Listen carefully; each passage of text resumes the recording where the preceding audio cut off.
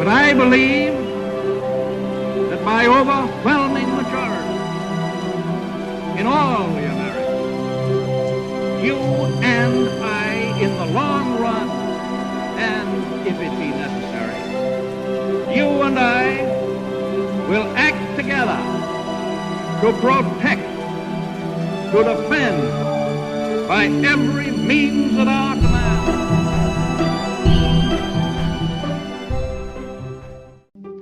Welcome to the History in Motion podcast, where we discuss leaders, their decisions, and how they shape the world we live in today.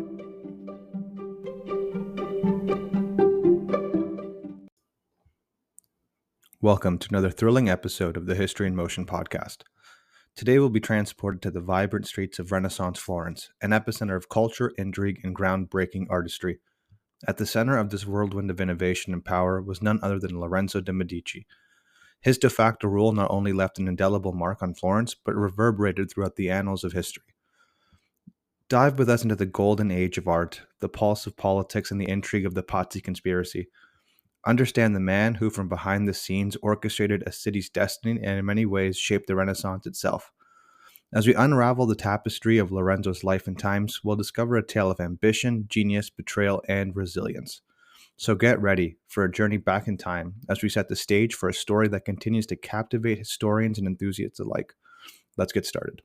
Welcome, everyone, to another episode of the History in Motion podcast, where today we'll be talking about Lorenzo de Medici, or better known as Lorenzo the Magnificent, or Il Magnifico, for our Italian listeners out there. Ritchie, I think this is a person who I've been really excited to talk about, just because I think I learned about him playing the Assassin's Creed video games, and then went to Florence myself and then learned a bunch about the family and Lorenzo specifically. And if you walk around Florence, the Medici logo or symbol, crest, I guess is probably a better way to look at it, is plastered all over the city.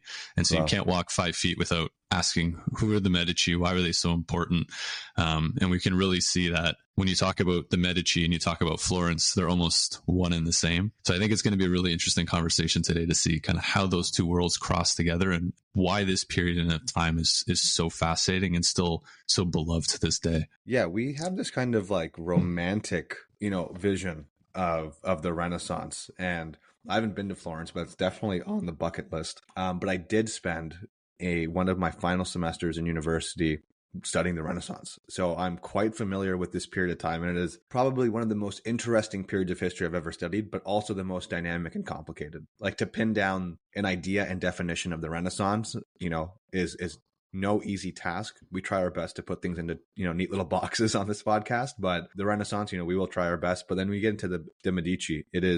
It's incredibly complicated when you're talking about city-states, patronage networks, this growth of the merchant class versus the aristocracy that used to exist. There's so many compelling factors and kind of dynamic elements in this period that, one, make it very, very interesting to discuss and learn about, but also make it very complicated to, talk about within, the scope of a 1 hour episode. Yeah, I think when we were kind of talking about like Queen Isabella and Spain, and we are like, it's so complicated because you have, and even Joan of Arc, you have these cities and these states and these countries that are just kind of being formed and nothing's really set in stone. Where if we look at where Italy is at this time, with a bunch of city-states, kingdoms, all these sort of different things where some are ruled by kings, some are republics. And then I couldn't keep track half the time. It was like, Lorenzo was sending letters to Milan, but then later he's not as close with Milan because somebody died and someone else came in. But then they're talking to Venice, and then the Pope's mad at them all of a sudden. But don't worry, the Kingdom of Napoli is like, sure, we're friends with you. Actually, no, we're not. We don't like you.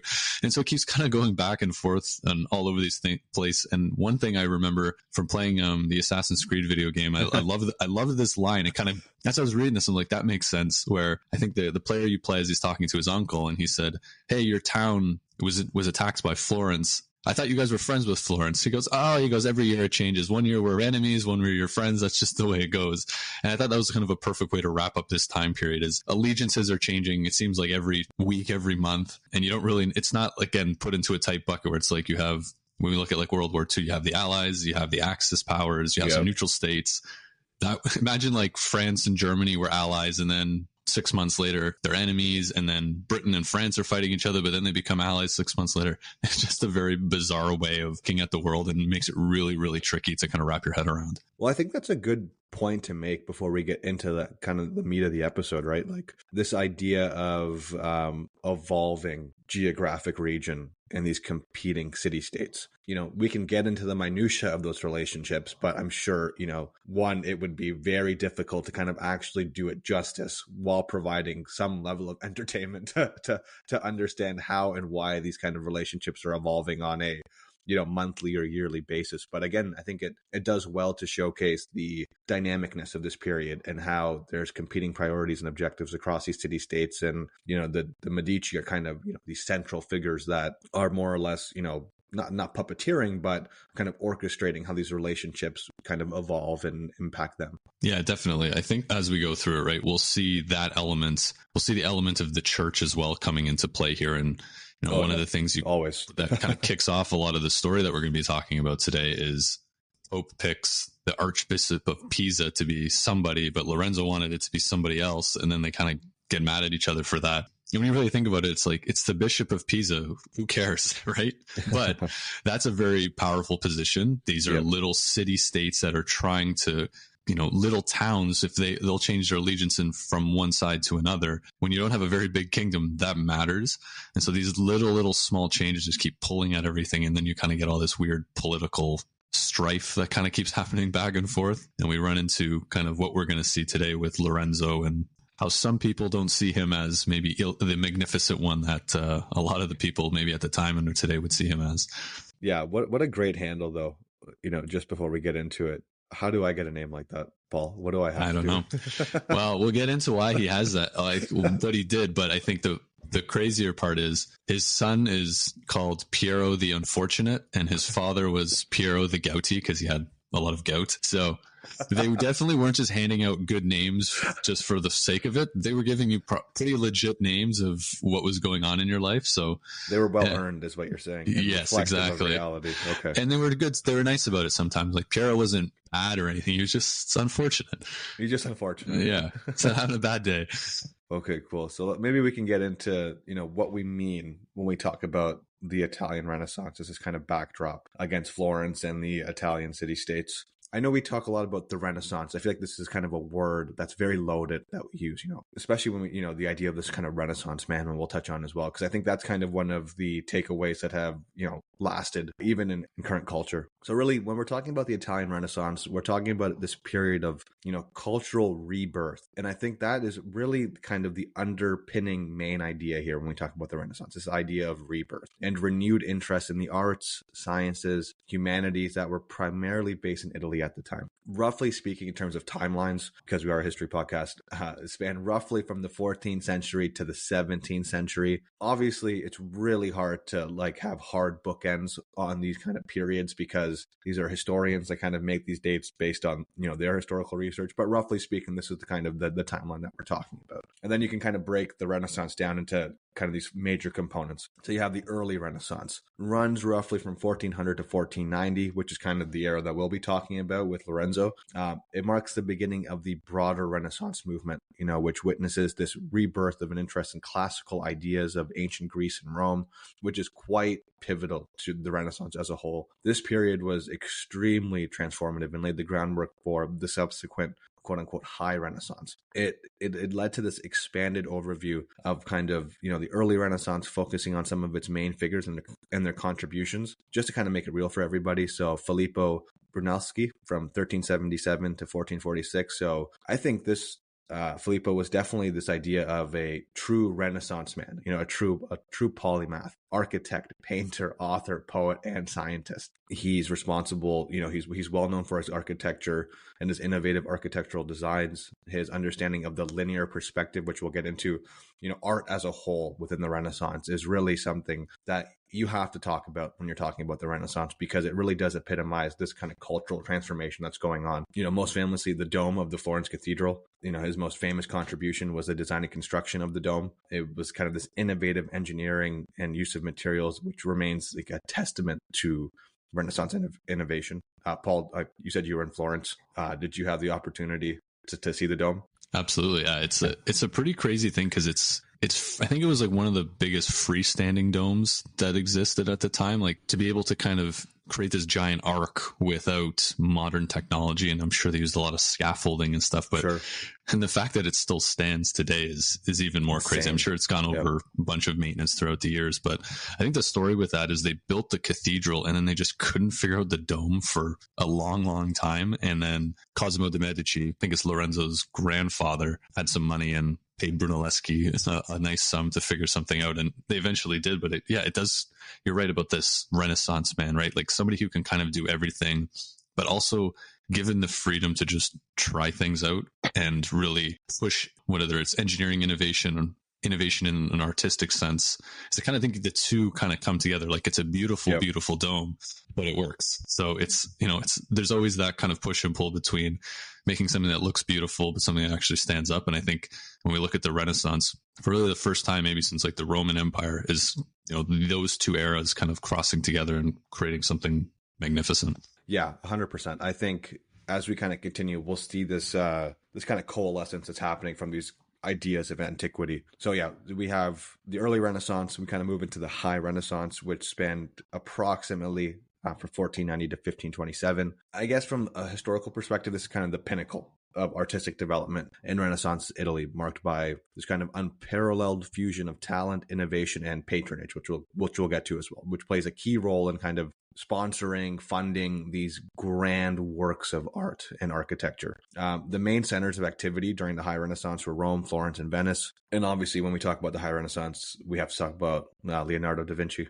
He is, the quintessential Renaissance man in modern culture. He kind of exemplified the spirit of the era. He had a vast array of interests, from, painting to sculpture to anatomy to engineering to botany. Obviously, his famous pieces, the Mona Lisa, the Last Supper, really showcase his fascination with human emotion, nature, his kind of meticulous attention to detail. There's been analysis of his notebooks, which are filled with sketches, scientific diagrams, his thoughts on topics from aerodynamics to flight. They kind of offered this very interesting window into his insatiable curiosity and genius. And I think that is probably one of the coolest things about the Renaissance that really stuck with me over the years, was this fascination and insatiable curiosity to learn and grow and develop and innovate. I think that's kind of what sets it apart in many ways from the other historical periods that we've talked about. And I think it just deserves that call out because there's so much focus put on it. Yeah, I think there's another side to that that's important, is there's now this artistic freedom kind of that you were mentioning, and this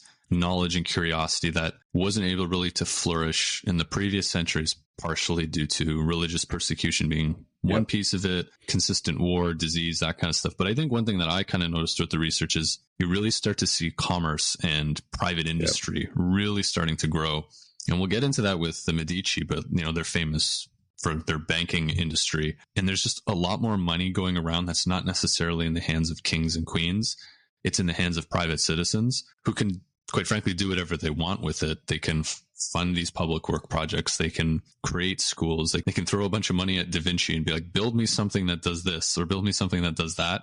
And then that kind of grows back into the kind of fabric of society. So then governments are actually starting to realize that, we should invest in these type of brilliant people that we have within our communities, because they can make weapons for us. They can make us a lot of money. They can make our city the cultural hub and bring in more and more of these great artists and scientists, and eventually, do some really cool stuff. So I think, there's that piece of there's more freedom, but there's money, which you always need to be able to spur kind of this level of innovation. 100%. I think that nails it, right? With this idea of what the Renaissance means and how the Medici and Lorenzo kind of embody what's going on here. So before we get to Lorenzo, I really want to nail down the backdrop of this period, because I think if we don't do a good job of doing that, we're really going to miss the ball on kind of understanding the world that Lorenzo lives and operates in. So I'll do my best in the next couple of minutes to define and kind of elaborate on what the Renaissance actually is from these kind of core pillars that define it from a historical perspective. But so again, I think just to reiterate, so the early Renaissance is where Lorenzo kind of grows up in and fills his role and operates, as this kind of as this political figure. It's centered in Italy, and especially in Florence, and during the late 14th to the late 15th century. Again, it's a period of intense cultural and intellectual activity that sought to revive the ideals of ancient Greece and Rome, with obviously there's this kind of Florentine twist on it, obviously, when you kind of have to adapt it to what your world looks like. So this rebirth or renaissance, of classical learning and values laid the groundwork for many advancements in art, architecture, literature, and science that followed. So some of the key pillars and ideas I think that we need to be aware of, one is humanism. Right. This undercuts the Renaissance as a whole and probably is one of the most interesting parts about this period. It has its roots in classical antiquity. So humanism really is this revival of interest in the humanities. It's directly inspired by these kind of classical texts of antiquity, Plato, Aristotle. Humanists, they sought, recovered, and studied ancient manuscripts and had been lost and forgotten during the Middle Ages. This reverence for classical writing was not merely an academic pursuit. It was rooted in the belief that the ancients had attained a level of wisdom and knowledge that had since been neglected. And again, you kind of see how this permeates through the culture. So you have educational reform that kind of, as a result of this. Traditional medieval curriculum was largely dominated by scholastic theology and logic, but humanists propose a different kind of educational model, the Studia Humanitatis, which emphasized subjects like rhetoric, poetry, history, moral philosophy. Human educators like Petrarch and Vittorino da Feltre believed that this course of study would kind of mold students into well-rounded individuals who were morally upright, eloquent, and capable of leading society. And I love that. I love that so much. I don't know why, but I remember learning that in school. And I was like, that is so cool. I wish we could do that today. Because I think it's just such a neat kind of perspective to have this very well-rounded approach to creating people that, are morally upright, but have this kind of nature of civic duty, but well-rounded in so many different subjects and topics. Yeah, it's just a very novel idea, I think, for the time and even for today, right? Like you were saying, it would be great if we could do this today. Oh, it'd be so cool. Yeah, and I think I flip back to, I remember when we talked about Marcus Aurelius, and again, there's so many similarities between the Roman Empire and this period in time, yet there are also so many massive differences. But one of the things was that kind of comes together here is the studying of the ancients, and especially for the Romans, was studying Greek and the history of Greece and Greek philosophy and those sort of things. Where now you're kind of seeing the Florentines and the Italians doing something very similar. They're studying those, Greek philosophers and stuff, but also looking back at Roman emperors and philosophers and almost having this tranquil kind of feel for that time and space, and almost has a religious element to it as well, which again, we haven't talked about it, but we will get into it. That again, we know religion is a very, very big piece to all of this. Things are changing, but at the end of the day, everybody's still very, very religious, and Catholicism runs everything at the end of the day. But yeah, I like kind of how you're kind of bringing in these two worlds, and I think what makes the Renaissance so beautiful is it's able to kind of bring those two worlds together and create something almost brand new. Well, that's one of the most interesting parts that I think still stays with me from that course I took many years ago, was this kind of confluence of this individualism, which I think is also a component of the Renaissance that we should talk about, right? You have this individual agency and this idea of human potential. So, central to human thought was this idea of an individual's capacity for self-improvement and self-determination. Again, in contrast to the medieval worldview, individuals kind of played this very passive role in this divinely ordained cosmic drama, right? Humanists believe that individuals could actively shape their destinies. This emphasis on individual agency was reflected in the art of the Renaissance, as we'll see, within portraits, for instance, that captured distinct personalities and emotions of their subjects, celebrating these kind of ideas of unique identity. But in the same vein, this individual agency with these educational reforms to kind of support creating, well-molded citizens while still upholding their religious mores and values, which kind of played off of each other, because the more self-determination you had, the more you could kind of sponsor works of art and architecture in the name of the church. It's a very interesting interplay that I don't think we've really touched on in other episodes, because, usually it's one at the cost of the other, to talk about self-determination and self-improvement while also talking about the integration of the church and kind of solidifying its power. Usually one has to give way to the other. Whereas here, we're kind of really talking about how one is kind of propping the other up and reinforcing it almost within this kind of broader culture. It's interesting in that sense, because you're right. There's that pull and play of more of the authoritarianism of the church, and kind of this is the circle of rules you have to sit within, and you can't go outside it. But now you're given this individual agency, and they seem to have found that perfect balance, like you were saying, with you can go out with run your own business, make a lot of money outside of the church's maybe hard rules, maybe some more of the soft rules you have to follow. But then you're putting a lot of that money back into building great cathedrals and works of art that all honor the core religion of your people and of the state. And so kind of everybody just kind of becomes happy about it. It's like, hey, you're making a lot of money doing what you need to do from an individual perspective. Yeah, but you're putting a lot of money back into the city, and we're building these great cathedrals and things and making God happy. You know, it's a win-win for everybody. Well, I think that's such a good point, right? And I think this kind of goes into the next tenet of the Renaissance, which is this idea of civic and social responsibility. So obviously through the admiration of like classical antiquity and these kind of classic works, which were, you know, analyzed, copied, reviewed, so much emphasis was put on these works. The Roman concepts of republicanism, civic virtue, and public service really permeated and influenced political thought, especially in the city-states of Italy. So this classic notion of the Renaissance man or universal man, a person skilled in multiple fields, became an ideal, you know, embodied again by polymaths like Leon Battista Alberti. You know, this revival of antiquity during the Renaissance was not merely some sort of nostalgic look back into the past. It was this dynamic process of reinterpretation, reinvention, where the wisdom of the ancients was kind of harnessed to forge a new cultural and intellectual landscape for Europe. And I think that's how we're kind of seeing it, right? This reanalysis of classical works, and you have this confluence of new education, the sense of civic duty, you have the interplay of the church and how this self-determination is kind of coming all together to see, you know, this kind of beautiful era of art and architecture that comes alive within it. I think before we move on, because I could talk, you know, for ages about the Renaissance, I think art as a whole, we should probably talk about quickly. You know, we always talk about the idea of Renaissance art. I think some of the biggest takeaways was kind of this idea of linear perspective, evolution, the artistic vision, and related kind of back to the idea of individualism. You know, artists before this period were kind of relatively unknown. They weren't really held to a high standard within society. But here, you know, we start to understand, we start to name names, we start to attribute certain works of art and architecture to these key artists. You see some of these new schools of thought emerge, the fundamentals of kind of linear perspective. So this idea of a vanishing point for these amazing frescoes that are designed. You have this interest in the human body and anatomy.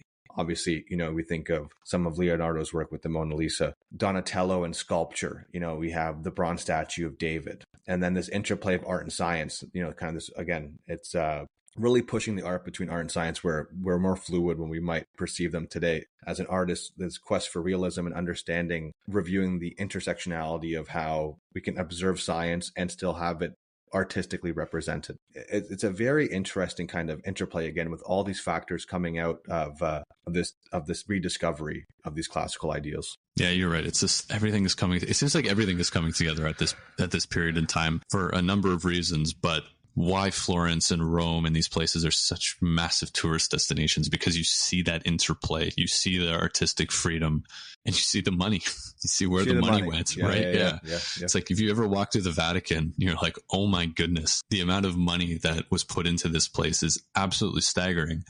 Yep. But that was the time, and you know, you could have put it into a million other things, and it's not something we really see today. It would be really great if, you know, billionaires are just spending all of their money building great public works projects for the city and for the town, but we don't really see that as much anymore. But yeah, maybe we need to get rich and start that over again. Maybe this podcast will help us get there. Yeah, let's first step along a long journey. I think just one last point I'd like to make to underpin all of this in terms of this, in terms of the Renaissance, print culture. I think we would be doing a disservice to our listeners if we didn't discuss it quickly. So the Gutenberg printing press, Johannes Gutenberg, 1440 in Germany, the democratic nature of knowledge at this point in history. So the printing press, really, you know, the timing of it is quite fascinating. I'm sure it's totally coincidental, but how, you know, the printing press kind of enabled and probably propped up the acceleration of how knowledge was spread across Europe and Italy and, you know, mainly Florence at this point in terms of our conversation at the time. The standardization of language, the pioneering innovations of kind of being able to print en masse. It supported this transition from a medieval worldview. Urban centers like Florence became, crucibles of change at the time, and really, just supported this idea of, and probably propped up to a much larger degree, this kind of educational reform, the ability to kind of get these classic works in the hands of everybody, not just the elites, but the common folk as well, to be able to become public intellectuals and exchange ideas and debate and, really grow intellectually. And I think that's kind of this idea that really stands out to me still, this drive for intellectual capacity and pursuits across the different classes within the Renaissance. And I think the printing press obviously played a huge role in this moving forward. It's definitely not a coincidence. There's the ability, like you said, to share knowledge so freely, and an era of free expression and an explosion in knowledge. It's probably not the only reason, but it's the key technological mover that's creating all of this. And we'll see as we get into this with kind of the decision we look at today, and the Pazzi Conspiracy, and why this is such an important period in time, and like why they made their decision and all of these sort of things. But part of it is, we'll see, is there's a lot of propaganda that comes out as a part of this. And why is it coming out so quickly? People are writing poems about the conspiracy and supporting one side versus another, and just handing it out to people. Why? Because they have the printing press, and they can mass produce these pamphlets and leaflets and all these sort of things.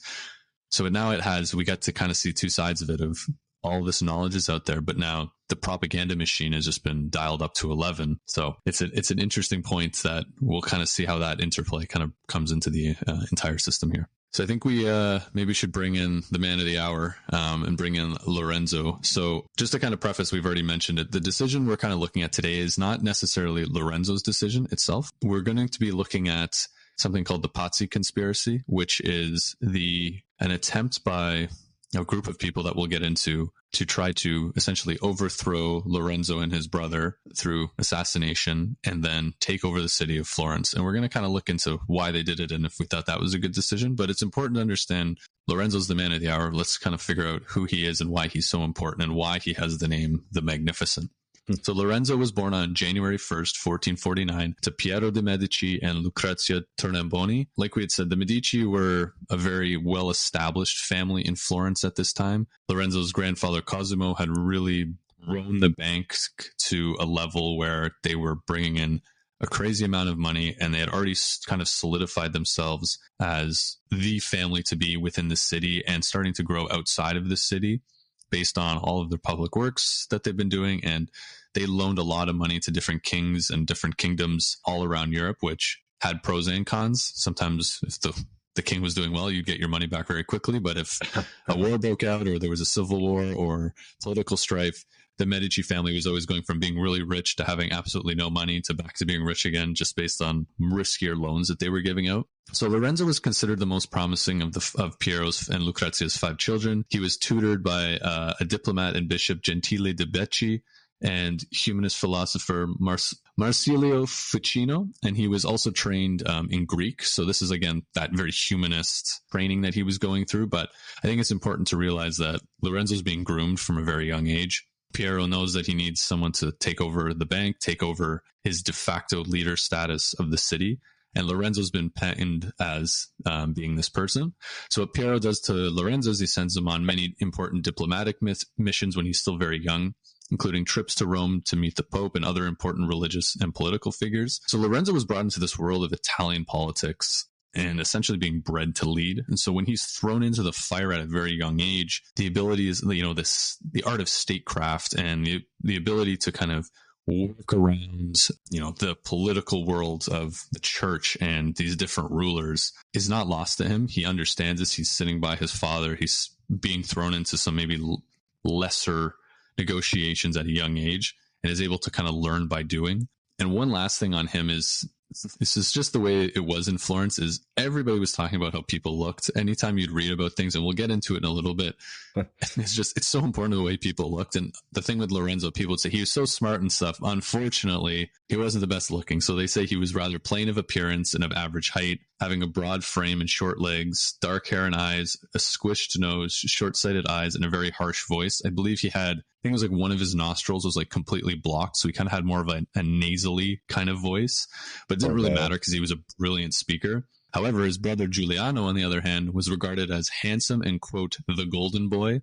And he was actually used as a model by Botticelli in his painting Mars and Venus. So, wow. You know, unfortunately for Lorenzo, he got some really great genes maybe in his brain, but physically didn't really come up to it, where Giuliano was kind of the opposite. Not saying Giuliano was a dummy or anything like that. People were just saying he was unbelievably good looking, and, you know, he was kind of this, if you think of like a knight in a fairy tale or a prince in a fairy tale, that's what Giuliano was. It's amazing that kind of focus on, you know, visual appeal, or this ideal of like figure, and how it still becomes so central, regardless of how talented somebody is. Like, yeah, he's got everything going on, but, you know, he's not the most handsome guy. Yeah, especially in a time period when art and just the beauty of the world is being so focused on. Yep. People start looking at people as well. And I think even see the way Italy is today, and Italians are always very well dressed. And, you know, we have the Milan is the fashion capital of the world. And I think it's just kind of goes all the way back to kind of the beauty of the world being so ingrained in Italian culture. But let's get on to Lorenzo moving into his marriage. And this is very, very important because he's one of the first to marry outside of the city of Florence. So a lot of families back then would marry within other noble families within Florence. But Lorenzo's parents realized very quickly that to really grow their power base, they need support outside of the city. So they end up finding a woman named Clarice Orsini, who is a member of the very important Orsini family. So by creating this marriage, kind of two things happen. One, they have a line into into Rome, which is where the Pope is. And that's kind of the seat of Catholic government, or whatever you want to call it. But also Rome and the papal states are very powerful. And so it kind of shows this level of political ambition that really wasn't seen by anybody in Florence. And it kind of maybe set off some alarms for some people, saying, okay, the Medici are thinking more grand here, and they want power outside of the city. Why are they doing that? Well, they want to be they were kind of de facto rulers. Now they want to grow that and solidify it even more by having foreign help to kind of solidify things in Florence and making sure that they can really consolidate their power. So there's a really funny story here, and I have a book here that I was reading, and there was a letter in here that I was like, I have to read this because this is absolutely just insane. So it goes back to, I was saying, people talked about Lorenzo and, you know, how he looked and everything like that. So Lorenzo's parents decide, okay, they've had some contact with the Orsini family, and that Clarice is going to be who they want to marry Lorenzo, but they've never seen her. They've never spoken to her. So Lorenzo's mother, Lucrezia, she travels to Rome to meet the family and to find out if Clarice would be a sufficient wife for her son. She writes this letter back to Piero, and I got to read some of it because it just kind of goes to how the Florentine people think about looks and things like that. So I'll just start reading it. And again, this is verbatim, translated from Italian into English, but of what she says. So she says, Thursday morning on my way to St. Peter's, I met my lady, the sister of the Cardinal, Maddalena Orsini, and with her daughter, who's Clarice, who's about 15 or 16 years old. She was dressed in the Roman fashion with a broad wrap of linen, and she seemed to me to be very beautiful in that outfit, fair and tall. But because she was rather too covered up, I couldn't see her as I would have liked. So she's covered up too much. So she's saying I wasn't able to see certain parts of the body. It happens that yesterday I went to visit another person, and I had made requests about her name. Her sister entered with the girl, who this time was wearing a close-fitting skirt without the wrap. We spent quite a time conversing. I really studied the girl, who is, as I've said, of attractive height and fairness, and she's of sweet manner. However, not as fine as our daughters, which I find is fun from a mother's perspective. But she's all modesty, and she could be led to assume our ways. She's not a blonde, because you don't find that in these parts. Her hair tends towards reddish, and there's a lot of it. The face itself is a bit round, but I don't disapprove. Her throat is nicely slender, though it strikes me as a bit thin, or rather on the delicate side. Her bosom we couldn't see, because the custom here is to go around all bosom up, but the promise is good. She walks with her head down, not up properly like ours, but bent somewhat forward, and I believe that she comes from shyness. She is rather very bashful. Her hands are long and slender, So all told, we consider this girl is definitely much above the average, but not compared to our girls. And so it kind of goes on with a little bit more detail, but basically says, yeah, you know, if Lorenzo finds her to be sufficient, we can make this work. So I just find it funny how it's That's this hilarious.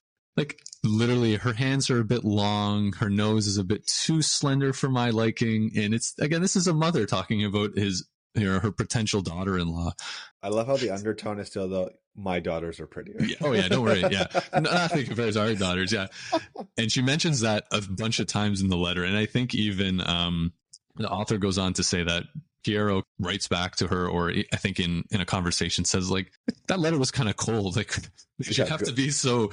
And she was like, no, I was just trying to explain like how she looked and stuff because I thought it was important. So I just thought that was kind of a funny thing as I was reading it. I was like, oh, okay, that's kind of how things worked back then. But anyways, all goes well with that. Lorenzo and Clarice are married and eventually have 10 children throughout their marriage. And one of their children actually ends up becoming Pope Leo X in 1513. So after Lorenzo dies. And shortly after he gets married, Piero, Lorenzo's father, who's been battling with gout and a lot of different illnesses, dies in 1469 when Lorenzo was 20, thus creating an opening at the head of the family, which, as we were saying, was Lorenzo's being groomed for. So he becomes the head of the family-backed bank and the de facto leader of Florence. So Florence, it's important to say, it doesn't have a lord, it doesn't have a king, it's a republic. It has a group of men who come in for, I think it's like a short period of time, vote on everything, then leave. And there's a whole political system there that would take us way too long to explain. But we say de facto because he's so powerful that he essentially leads the city. And so there's one kind of thing here that I thought was a good way to kind of wrap it up. So he wasn't the first to rule like this. His grandfather, his father, and eventually his son ruled Florence indirectly through surrogates in the city council by means of payoffs and strategic marriages. Rival Florentine families inevitably harbored resentment over the Medici's dominance, and enemies of the Medici favor remained a factor in the Florentine life long after Lorenzo's passing. So they kind of see this as a taking away from their Republican ideals of you're essentially putting yourself in as a king. And it's no different than really what we saw with Julius Caesar and the Roman Empire. Yep. The Republic was essentially dying, and Julius Caesar stepped in and much more aggressively through physical war to kind of take over, where here it's more kind of backroom deals and bribes and things like that, and you're kind of using the power of the bank to take over. So one other thing, like we talked about, is, you know, Lorenzo being a patron for the arts, and you mentioned a ton, Ritchie, on how important it is at the time. So we just need to double down on what Florence is as a city at this time. So it's only about a city of about 45,000 people, which by today's standards is barely even a town. But was still quite large for the time. But again, it's not a huge place. And when we start talking about the people that came out of this city, the, you know, brilliance per 100 people is on a level that may never be seen again. So I heard one historian say, if we look at the 20th century, if you had to be in one city, it'd probably be New York City. In the 1800s, you'd probably want to be in Paris. In the 1400s, you wanted to be in Florence. That was the place to be anywhere in the world. And so just in Lorenzo's time, you have Leonardo da Vinci, Sandro Botticelli, Michelangelo, all kind of in their prime. And then even later, you get Galileo coming along after Lorenzo dies. But again, the seeds have been set for all of these brilliant artists and scientists to come through the city. And one thing actually that I wanted to mention was they knew how brilliant these guys were. And when I was in Florence, I was sitting in a place called Palazzo Vecchio, which is their essentially government building. And I see this art history class walk in, and this teacher starts speaking, and I kind of move over and sit off a little bit to the distance, but I'm like, I'm going to eavesdrop on what she's talking about. And she told this unbelievable story where to the left and to the right are these two massive paintings. One is, I think, was Florence's victory over the town of Lucca, and then another great battle. But they said underneath that, there are two unfinished works, one by Michelangelo and one by Leonardo da Vinci. And so at the time they said, look, we have these two juggernauts of artistic skill. Well, let's have a competition. Let's like Michelangelo paint something on this side and Da Vinci paint something on this side. So apparently something about Da Vinci was getting a little bit older and maybe a bit more stubborn. And he was like, I'm going to use this kind of paint. And everyone was like, no, you can't use that type of paint because the moisture in this room is going to cause issues. And he was like, I'm going to do it anyways. And it didn't really come together. So he kind of abandoned the project. And then Michelangelo got essentially pulled to Rome on a permanent basis, where he's painting the Sistine Chapel and all these sort of things.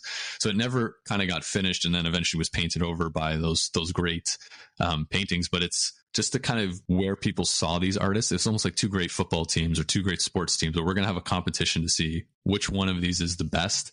And when we think back of great artists, who are the greatest? So cool. These two. Yeah. So when we look at Lorenzo specifically, he didn't commission many of the works himself. What he did do is he brought artists into the city, would pay for their housing, things like that, and allow them to get commissions with other patrons around the city. He definitely did commission some works himself, but that was kind of one of the key things that he did. And even Michelangelo lived with Lorenzo and his family for, I think it was up to 3 years.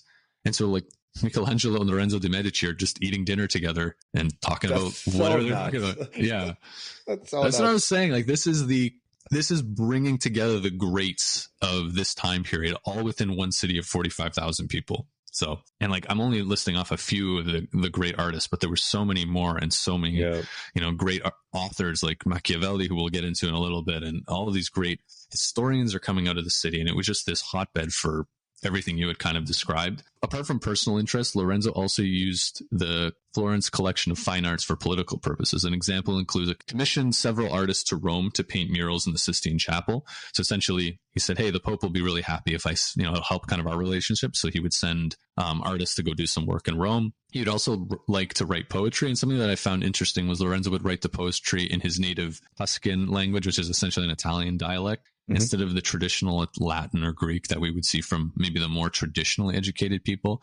So I think that's kind of a way for him to connect more with his city and his people. And then in 1471, Lorenzo calculated that his family had spent somewhere around 663,000 florins, which was their currency, which equates to about 460 million US dollars today. Wow. All of that spent on charity, buildings, taxes. So just pumping money back into the city. And he says, I don't regret this, for though many would consider it better to have a part of this sum in their purse, I consider it to be a great honor to the state. And I think the money was well expended, and I am well pleased.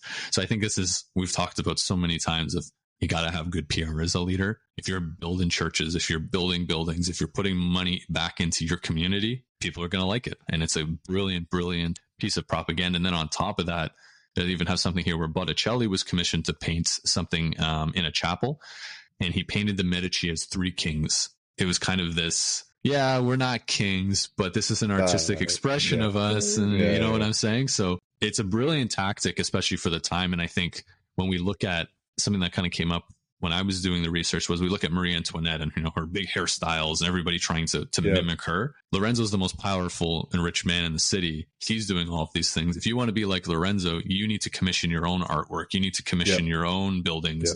And so it kind of spirals into this essentially huge industry of making your city beautiful. And again, that's why I think the city is so beautiful today. Well, I think it goes back to one of the points that I made earlier, right? About the importance and emphasis put on civic duty and responsibility to your city-state in your town. These patronage networks of commissioning art and giving back, like what was the number? 460 million USD in today's? Like, that is insane. That is so much money. But you can, and in his explanation or rationale of it, like, he is giving back to his community. There is this underpinning sense of civic duty and responsibility to the city-state that he, lives and operates in. Yeah. So it's super fascinating. Yeah. And I think that's a great segue into something I kind of have written here about how Lorenzo and Florence are essentially one and the same at this point. He sees it that way too. So there's some people who would criticize Lorenzo, and one of the criticisms was, this is very illegal. What he did was, when he was in financial trouble, he would take money from the public funds and use it to pay off his debts and things like that. And his kind of thought was, well, look, I've spent so much money on the city anyways, and I've never asked for anything back. So why can't I take a little bit when I need to make sure that, I don't run into bankruptcy and essentially hurt my position in power. So it's a fair criticism, but in his eyes, he's like, well, what do you want me to do? I'm essentially this de facto leader. And he would do things where he would circumnavigate the government by conducting government business, especially even foreign policy. There were a lot of written correspondence directly to ambassadors and lords of other places. But it's almost saying, like, when you signed it Lorenzo, it's just his name, but really you're saying on behalf of the Florentine people, on behalf of the Florentine government, which again, that's not his job. He is not that person, but he is. It's, you know what I mean? Unofficially, he is. That's a very powerful sentiment, though, right? Like at the core of that, what that signature actually represents. I never saw it that way, but that's a very kind of neat takeaway. Mm-hmm. And I think a lot more of the traditionalists in the city who are more, you know, thinking back to the republic of, we have elected officials, we have, you know, we say elected, but there's a lot of bribery going on, and it's a specific subset of people.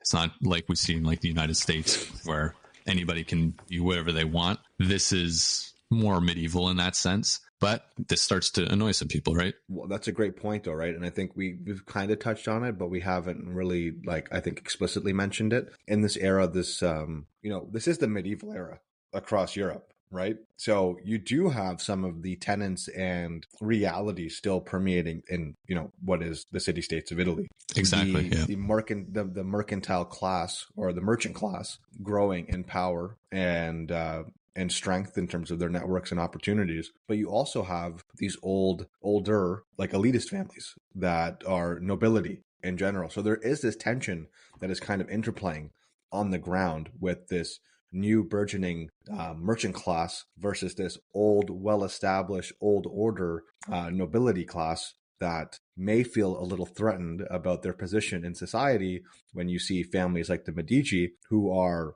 through banking and through kind of industry, are able to move up in their social rank. Exactly. Yeah. Because who knows, some guy could show up tomorrow and take over. And if you have that well-established family power, you're going to feel threatened. Exactly. And so I think that's a great time to introduce point of today of talking about the Pazzi Conspiracy, the Pazzi being one of these families. It's not just the Pazzi that are upset too. The Pope is even starting to look at this and saying, Lorenzo's starting to meddle in things, are kind of infringing on my territory and my way of doing things, and, you know, kind of not making him too happy. So I don't know if we want to maybe introduce the famous April plots, as it's called, or better known as the Pazzi Conspiracy. Yeah, I'm happy to. So I have a couple of notes here. So the Pazzi Conspiracy was a plot to overthrow the Medici family, you know, quote unquote, the de facto rulers of the Florentine Republic in the late 15th century. So on this fateful Sunday, as the citizens of Florence gathered for high mass at the Cathedral of Santa Maria del Fiore, often called the Duomo, the conspirators put their plan into action. The location was a deliberate choice. It was a place where the two Medici brothers, Lorenzo and Giuliano, could be found together, making it easier to eliminate both at once. Moreover, the conspirators might have believed that the sacred setting would deter any immediate retaliation, allowing them to seize control of Florence after both the brothers were dead. As the mass progressed, the priests raised the host. The assassin struck. Giuliano de Medici was attacked by Francesco de Pazzi and Bernardo Bandini and suffered multiple stab wounds, dying on the cathedral floor. Simultaneously, another group of conspirators assaulted Lorenzo. However, Lorenzo's life was saved in part due to swift actions of his friend, the poet Poliziano, and as well as other supporters nearby. So they actually managed to fend off the attackers and swiftly ushered Lorenzo away to safety, away from the church and the attackers. So obviously the attack in such a sacred place during a solemn religious ceremony was quite shocking to the other people that were there. It was seen as grave sacrilege, further turning public opinion against the conspirators. And I think to your point, Paul, just like, maybe just to double down on why it happened. So obviously there's a rivalry between the Pazzi and the Medici family. The Pazzi were also a prominent banking family in Florence and rivals to the Medici. Obviously economic competition. If you're both in banking, you definitely want to be the bank, not the second bank that people think about when they want to go for a loan. Political power, you know, like we said before, Lorenzo is kind of the de facto ruler of Florence. And obviously the implications of the Pope being involved as well.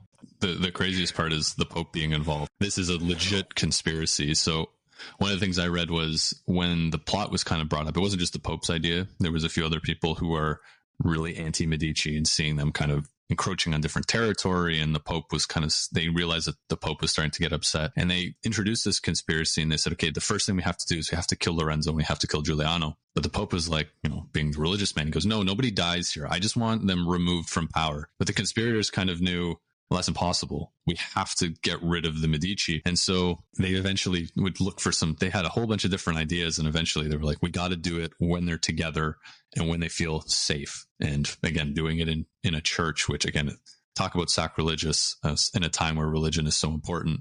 But also that's definitely when they're going to have their guard down. And so I think the kind of crazier part, the whole city just erupts after this. 2 people have been killed, and Jacopo de Pazzi, who is the kind of noble of the Pazzi family, is running around the city yelling, people in liberty. This is for people in liberty. Like, we're trying to bring back the city, and they're trying to basically, it's a coup essentially. Yeah, it's funny. 100%.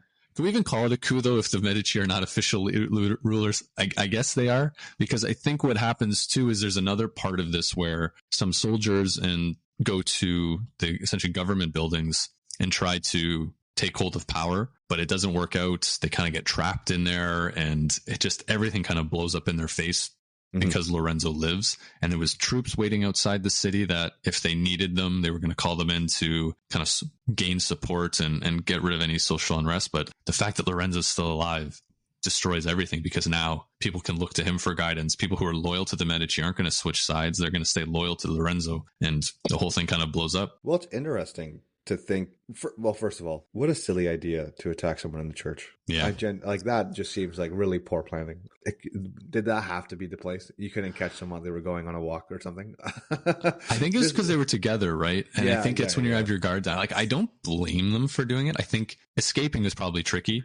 Some of them did escape, but at the end of the day, like, the fact that all eyes are on it, it was more of a spectacle too, right? Everybody's looking up to the front of the church, and you seeing Giuliano getting stabbed by Francesco de Pazzi, and the golden boy of Florence dying dead on the floor, blood everywhere. And I even read something that during the whole commotion, Lorenzo was kind of stuffed into this one part of the church where he was protected by like a wood door, and he kept saying, "Where's Giuliano? Where's Giuliano?" And people knew, they saw it, but Lorenzo hadn't. And so this whole time everyone's being like, don't worry about it, we'll figure it out. And then eventually they try to bring Lorenzo out and kind of make sure he can't see, and unfortunately he sees Giuliano, his brother, sitting there in just a pool of his own blood. And this is where I think the rage kind of comes in. So I think one of the interesting pieces is just the swift justice that kind of happens here. The whole city just flips, and it goes after the Pazzi, and anybody involved with what's going on here, they're going to pay the price. And I think the same day, Francesco de Pazzi is caught.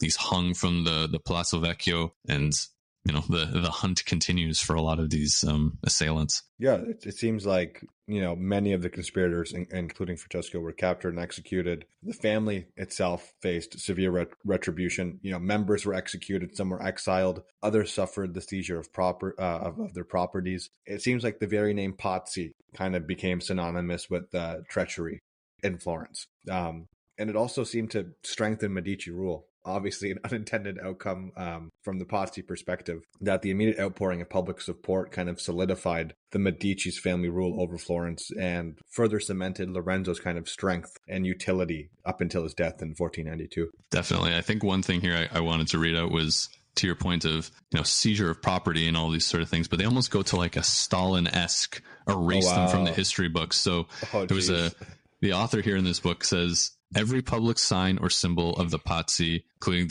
if it was just their name on a palace or just their symbol anywhere, had to be removed, either hacked away, erased, or covered up. From this time, any artist who sculpted, carved, painted, or otherwise depicted the Pazzi with their famous pair of vertical dolphins back to back, whether for public or private use on any surface, including even cloth or anything else, fell subject to a penalty of 50 gold florins for each and every infraction.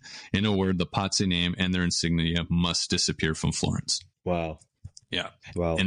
And then they even did something crazier where they said the women were not allowed to marry any Florentine nobleman, which again is almost, for some women, is a death sentence, because what are you going to do if you're not allowed to marry, right? Yeah, it's not like you can go get a job or do something yourself. You may fall into some really dark areas. And eventually that was changed, I think, a few years after kind of everything cooled down, because they were like, these people didn't do anything. Why would we subject them to a horrible, horrible life? I know we're going a bit long this week, but I think there's some cool stuff we still got to get into here, and maybe we'll go a bit longer today. But there's another story that I read. So Jacopo de Pazzi, like we said, was the head of the Pazzi family. It took a while for him to get on board with the conspiracy, but as soon as he signed on, they knew, okay, this is something we can go do. So he was captured and essentially interrogated, tortured, for lack of a better term, made a confession about a bunch of things.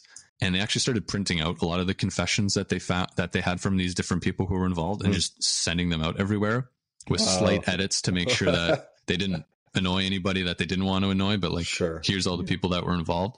But anyways, Jacopo's found, he confesses, and then is killed. He's hung again, like the rest of the conspirators. And something interesting happens. They agree to let Jacopo be buried in the family crypt, which is in, I believe it's in Santa Croce Church, which is in Florence. But right after he's buried, it rains like crazy for 4 consecutive days.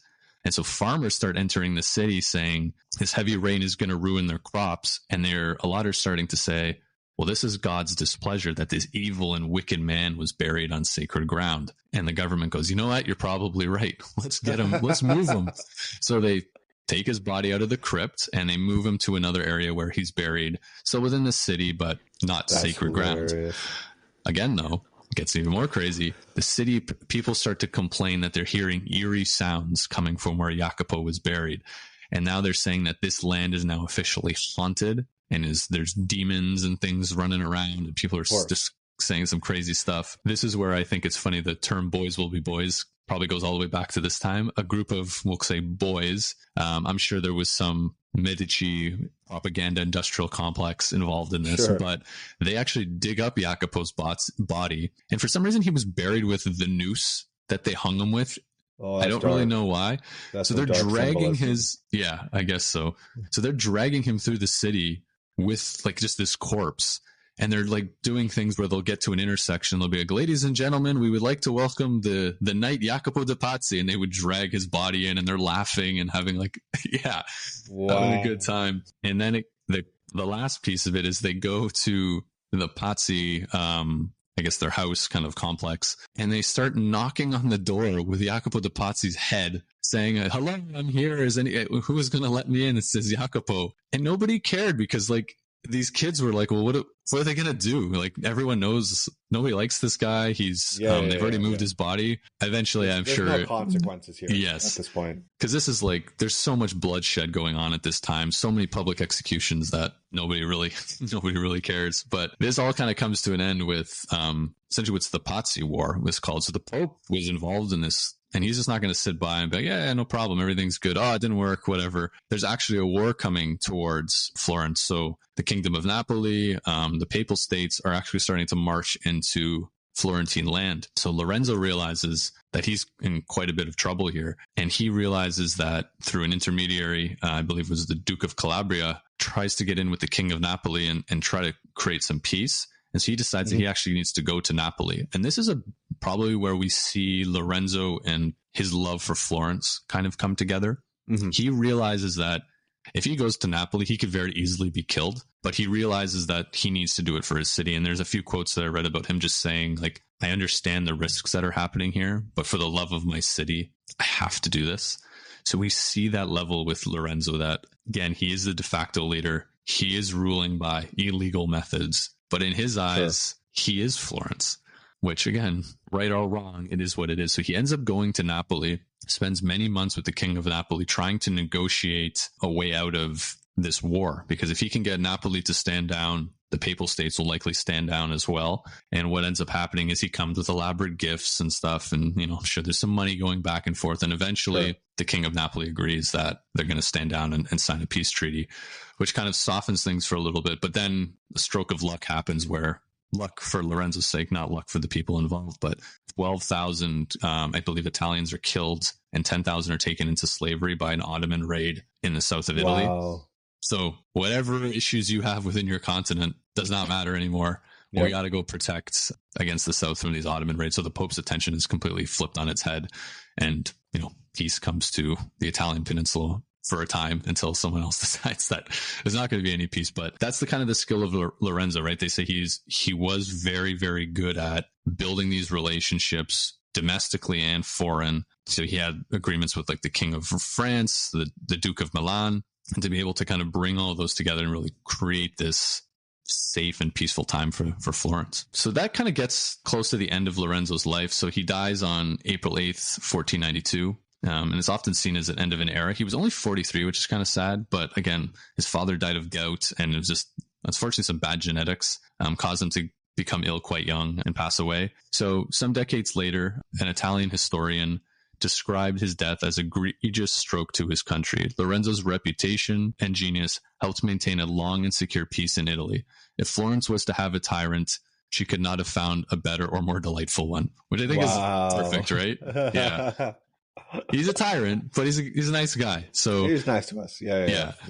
And so I think on top of that too, though, this historian also talks about the Pazzi Conspiracy and how this was perfect for Lorenzo politically. Obviously not good for him personally because he lost his brother and almost lost his own life. But he was able to use this as, I'm going to consolidate power and I'm going to destroy anybody who kind of speaks out against us or kind of does things the wrong way. Because what are we going to have? Another conspiracy, another war? And it really helps him consolidate power and essentially become that ruler and dictator that he ended up being. And then I guess kind of the last piece we said is, he really became this, I guess, important model for what we kind of saw later in the 18th and 19th centuries of these like merchant princes. So these men who had a lot of money from trade and industry, but didn't have the title of lord or anything like that, putting money back into the community, sponsoring things. And so it kind of all goes back to Lorenzo and their ability to, and the Medici and their ability to gain power through political savviness and, quite frankly, lots of money. And I think it kind of grew into that, like we were saying, these non-aristocratic kind of parts of society. And then one of the nice things is in the late 18th century, the Medici family had declined significantly. And one of the last members had a huge amount of art and didn't really know what to do with it. So she donated it back all to the city, which is kind of a nice way to wrap up everything that Lorenzo was really fighting for. Was, I want this to be a great city. I want it to be my city, but I want it to be a great city. And now I guess that's kind of, one of the prime reasons where you have like the Uffizi Gallery in Florence. It's filled with old Medici art and different things like that. So yeah, that kind of puts a bow on his life. And I think with Lorenzo, I kind of came in with great man, did everything great, Renaissance man. But I think as we kind of went through this, I could kind of see I kind of came in with what, the Pazzi Conspiracy maybe too would being a silly kind of thing or just the greedy Pazzi were trying to take over. But I really understand their side of it. If you're looking at the law of the land and looking at what Lorenzo and his family are doing, kind of makes sense, right? You're breaking the law and doing things your own way. However, there's some level of, if you're a dictator and you're doing a really good job, people don't seem to mind. It's until the next person comes in, right? Yeah. I think you nailed it, right? So I think if we go back to this idea of like civic duty and civic responsibility,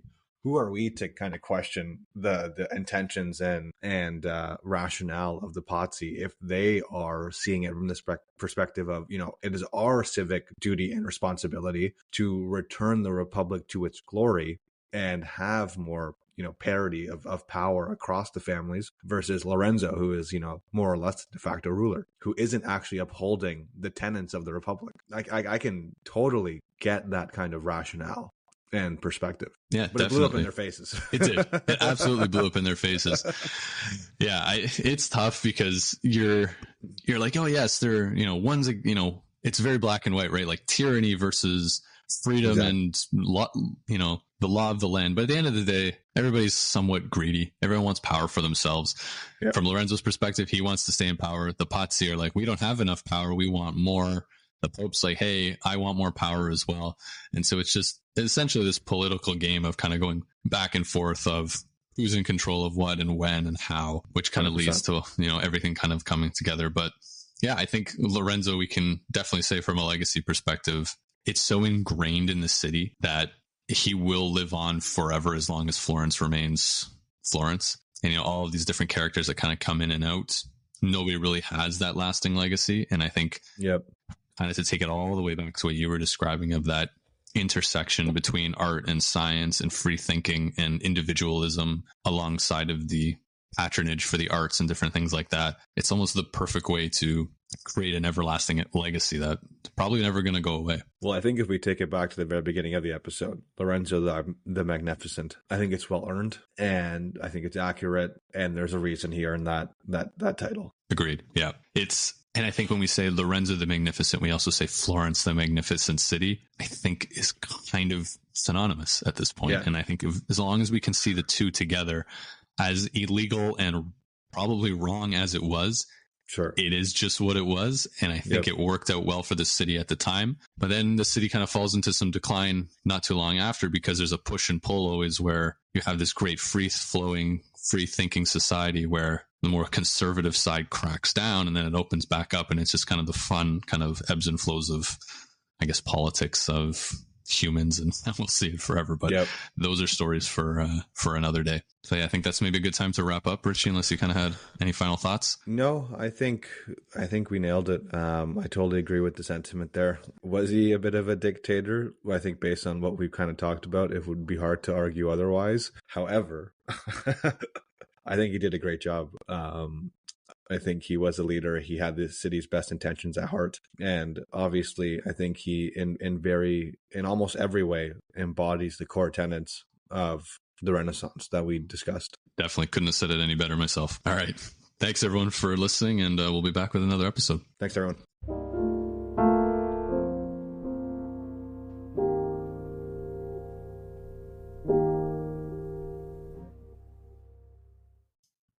Thank you for listening to today's episode of the History in Motion podcast. If you enjoyed our journey through time, please subscribe, rate us, and share the podcast with friends.